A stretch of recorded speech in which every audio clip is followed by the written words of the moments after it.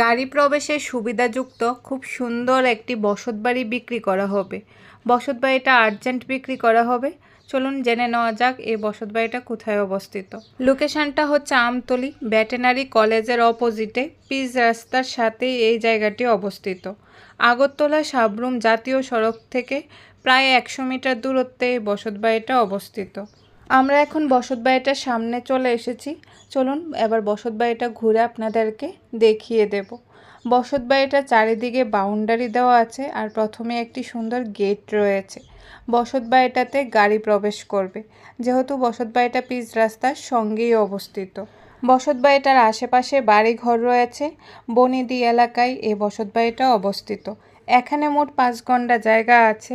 এই 5 গন্ডা জায়গার উপর রয়েছে পুরনো একটা বিল্ডিং ঘর, তারপর রয়েছে একটি 2তলা ফাউন্ডেশন দেওয়া, 1তলা কমপ্লিট একটি বিল্ডিং ঘর। নিরিবিলি এবং মনোরম পরিবেশে এই বসতবাড়িটা অবস্থিত। চলুন বসতবাড়ির ঘরগুলা ঘুরে আপনাদেরকে দেখিয়ে দিচ্ছি।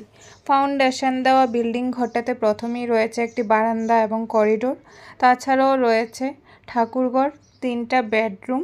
চলুন রুমগুলো ঘুরে আপনাদেরকে দেখিয়ে দিচ্ছি। এটা হচ্ছে ঠাকুরঘরটা। ঠাকুরঘরটা কালার করানো আছে এবং প্রতিটা রুমে কালার করানো রয়েছে, খুব সুন্দরভাবে সাজানো গুছানো রয়েছে।